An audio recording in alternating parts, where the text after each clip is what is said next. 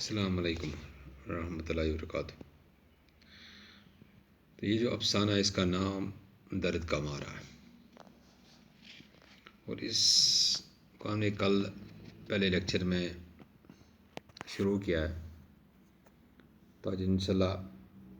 آگے اور پڑھیں گے۔ جب لڑکی تیسری بار اس کی دکان کے سامنے سے گزری تو سمجھ جو نے حقے کی نائے منہ سے نکال کر اس چیتے کے بچے کی طرف دیکھا جو دکان کے اندر اخروٹ کی لکڑی کی منقش تپاہی پر کھڑا جیسے اپنی ماں کا انتظار کر رہا تھا۔ سمجھو کے ہونٹوں پر ایک من موہنی سی مسکراہٹ پھیل گئی اور پھر رفتہ رفتہ یہ مسکراہٹ اداس سی کیفیت میں تبدیل ہو گئی۔ اداسی کا یہ مہین سا سفید ڈپٹا اس کے وجود پر لہراتا رہا اور آہستہ آہستہ اس کے وجود کو ڈھکنے لگا، جیسے جنوری کی یک بستہ راتوں میں برف کے گھالے دھیرے دھیرے درختوں کو ڈھک دیتے ہیں۔ بینڈ پر سمجھو کی دکان اس زمانے سے تھی جب موجودہ ایمپوریم کی شاندار عمارت میں انگریز ریزیڈنٹ رہا کرتا تھا، اور جب شام کو انگریز مرد اور عورتیں بھنڈ کی سیر کیا کرتے تھے اور سری نگر کلب میں رات کے تک فوکس ٹراٹ اور والٹز کی دھنی سنائی دیتی تھی۔ اس زمانے میں بھی سامد and sons Freud's and taxi ڈرمسٹ کی دکان مشہور تھی، اور انگریز عورتیں اس دکان کے سمور کے ملبوسات کی آرڈر بک بہت چاو کے ساتھ دستخط کیا کرتی تھی۔ انگریز مرد تو سمجھو سے جانور اور پرندے بہت شوق سے خریدا کرتے تھے۔ چیتے، باراسنگے، مارخور اور اس طرح کے پرندے، ہوکر سر کی مرغیاں، ولور کی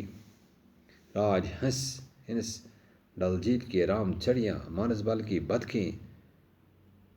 مردہ جانوروں کی کھالوں میں نیا فٹ کرنے کا فن سمجھو نے اپنے باپ رمضان جو سے سیکھا تھا۔ رمضان جو تو یہ جو اس میں ہم کچھ الفاظ اپنے کچھ ان دو پیراگرافس میں جو ہم نے پڑھے، اس میں کچھ الفاظ آئے۔ نئے جس کو کہتے ہیں نلی کو کہتے ہیں منقش، نقش نگار سے آراستہ جیسے، اور تھپائی اس میں 3 پائیوں والی چھوٹی میز، اسی طرح مہین، باریک، پتلا، من موہنی کو دل کو مو لینے والی یا دل کو بس میں کر لینے والی، یک بستہ کو برف سے ڈھکا، فوکس ٹراٹ والٹز 2 مشہور مغربی دھنیں، کچھ الفاظ اس میں ہمیں آئے۔ ملبوسات، لباس، پوشاک، جمع ملبوسات، فرائڈز کو کہتے ہیں سبور کا تاجر یعنی کہ بالوں والی کھال کا تاجر، ٹیکسی ڈرمسٹ کو پوست انبار، کھال چڑھانے والا، اسی طرح جیسے ہمیں مردہ پرندوں اور جانوروں میں روئی یا اس طرح کی دوسری چیزیں بھر کر انہیں اصلی شکل دے دیتا تھا۔ یہ کچھ ہمیں تو یہ اقتباس جو ہے اگر ہم یہاں اوپر سے دیکھیں گے کہ یہ جب لڑکی تیسری بار اس کی دکان کے سامنے سے گزر گئی، تو یہ اقتباس ہم درد کا مارا سے لیا گا، اور یہ افسانہ پشکر ناتھ ہے۔ کس نے لکھا ہے؟ پشکر ناتھ نے لکھا ہے۔ تو کہانی میں سمجھو کا ذکر کرتے ہوئے پشکر ناتھ کہتے ہیں، تو اس پہ پشکر ناتھ کیا کہتے ہیں کہ سمجھو سری نگر کے بنڈ علاقے میں ہاتھ سے بنائی ہوئی چیزوں کی دکان کرتا تھا۔ یعنی کہ سمجھو کے پاس ایک دکان تھی، اس وقت بنڈ پہ تھی، اس کی دکان کے سامنے سے بہت سے انگریز گزرتے تھے اور وہاں سے مختلف قسم کی چیزیں خریدتے تھے۔ اس کی دکان سے جب انگریز گزرتے تھے وہ بہت یہ جو چیزیں تھی، مصنوعی چیزیں جو تھی جانوروں کی، تو وہ خریدتے تھے۔ تو آج جب وہ دکان پہ تھا، سمجھو جب اپنی دکان پہ تھا، تو اس دن آج ایک لڑکی اس کی دکان کے سامنے سے 2 بار گزر چکی تھی، ابھی تیسری بار گزر رہی ہے۔ وہ تیسری بار یہاں سے گزری تھی، سمجھو کی دکان نے بہت سی خوبصورت چیزیں بیچنے کے لیے تھی، یعنی اس کے دکان کے اندر جو اس نے چیزیں خود اپنے ہاتھوں سے بنائی تھی وہ بیچنے کے لیے تھی، ان میں ایک مصنوعی چیتے کا بچہ بھی تھا، یعنی کہ اس نے ایک بچہ بنایا تھا، مصنوعی چیتے کا بچہ۔ یہ چیتے کا بچہ ایک اخروٹ کی لکڑی سے بنی ہوئی تپائی پر کھڑا تھا۔ تو تپائی جو تھی، تپائی پر نقش نگار کیے گئے تھے، ایسا لگ رہا تھا کہ چیتے کا بچہ اصلی ہے، یعنی کہ اس نے جو چیتے کا بچہ بنایا تھا یہ لگ رہا تھا کہ یہ اصلی ہے اور اپنی ماں کا انتظار کر رہا ہو۔ سمجھو کہ ہونٹوں پر ایک دلکش مسکراہٹ آ گئی، اور مسکراہٹ کی وجہ چیتے کے بچے پر اصلی ہونے کا گمان، یعنی اس کو لگا، سمجھو کو لگا شاید جو میں نے یہ چیتے کا بچہ بنایا ہے اس کو بھی لگا یہ اصلی دکھائی دے رہا ہے۔ اور انگریزی لڑکی کی للچاتی نظر، یہ انگریزی لڑکی جو تھی، انگلستان کی لڑکی، وہ اس پر دیکھ رہی تھی، غور غور کے دیکھ رہی تھی۔ اس کے دل کے اندر اس کو خریدنے کی چاہت پیدا ہو گئی، لیکن جب اسے بعد میں پتہ چلا،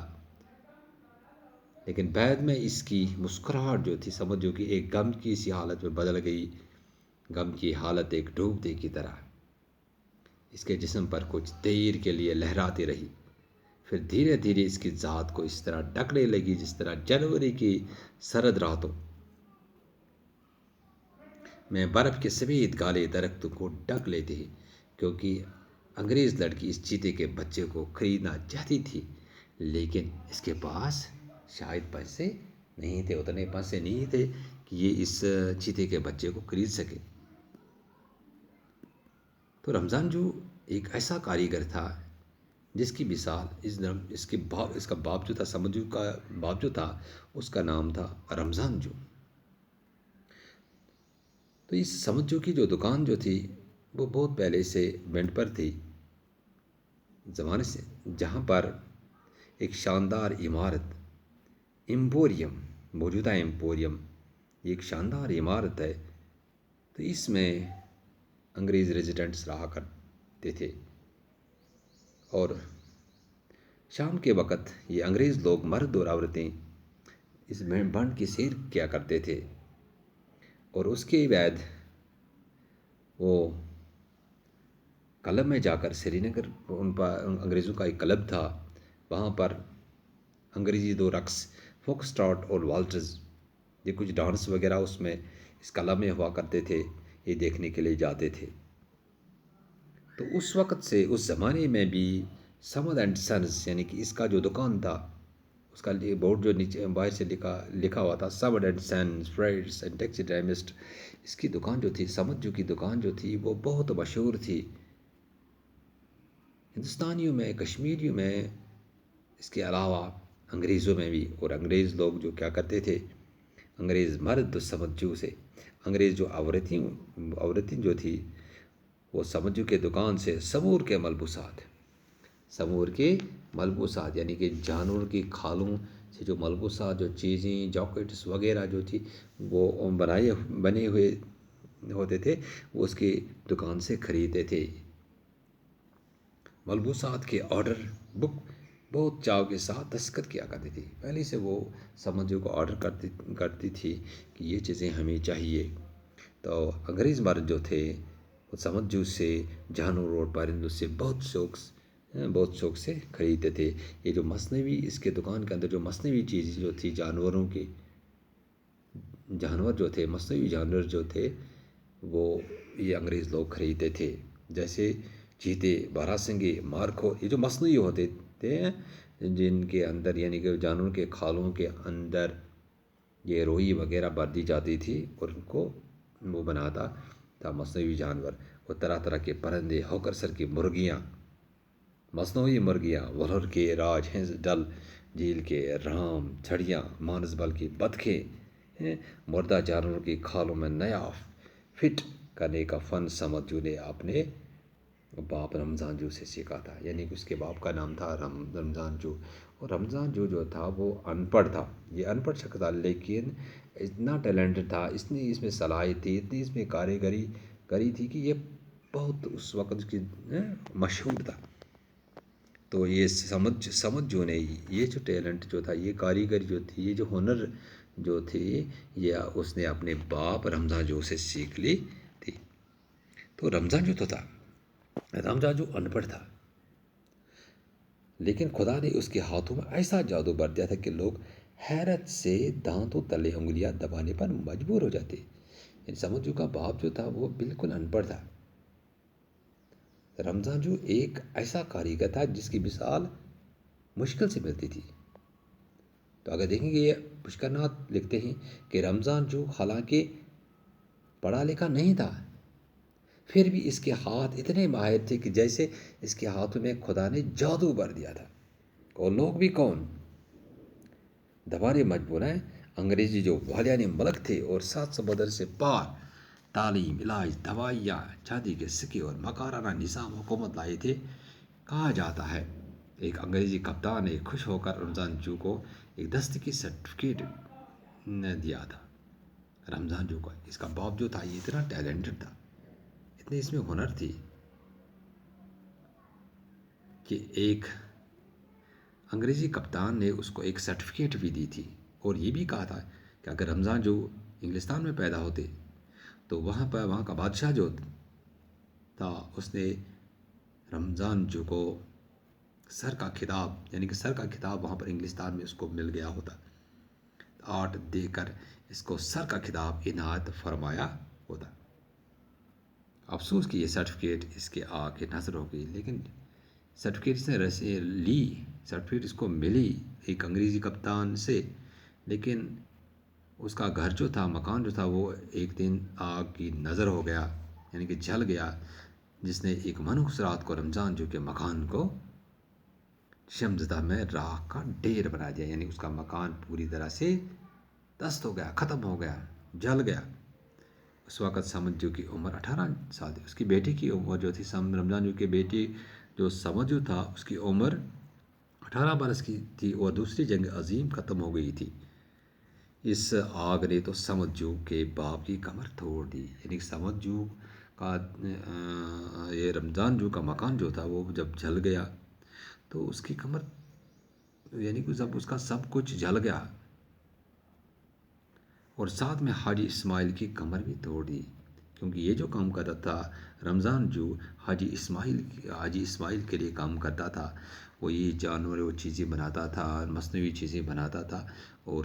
حاجی اسماعیل کو بھیجتا تھا، کیونکہ رمضان جو حاجی اسماعیل کا چہتا کاریگر تھا۔ تو منصف کہتا ہے کہ رمضان جو حالانکہ پڑھا لکھا تھا نہیں تھا، پھر بھی اس کے ہاتھ اتنے ماہر تھے جیسے اس کے ہاتھوں میں خدا نے جادو بھر دیا تھا۔ لوگ اس کے کام کو دیکھ کر حیران ہو کر دانتوں کے نیچے انگلیاں چباتے تھے، چبانے پر مجبور ہو جاتے تھے۔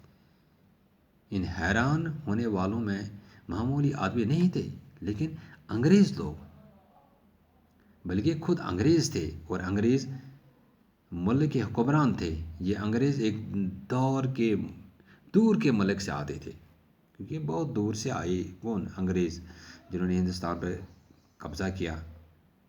اور اپنے ساتھ تعلیم کا نیا طریقہ، علاج کا نیا طریقہ، مختلف قسم کی نئی دوائی، چاندی کے سکے، یعنی کہ جو اس وقت سکہ یہاں پر چل رہا تھا، اور مکر و فریب اور دھوکہ دھڑی سے حکومت کرنے کا طریقہ لائے تھے۔ کہتے ہیں کہ ایک انگریزی فوج، تو ہم نے پتہ ہے انگریزی فوج افسر نے رمضان جو کو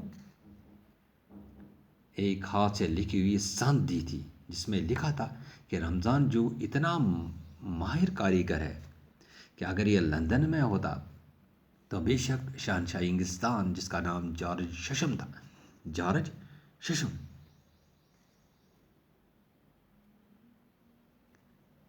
نے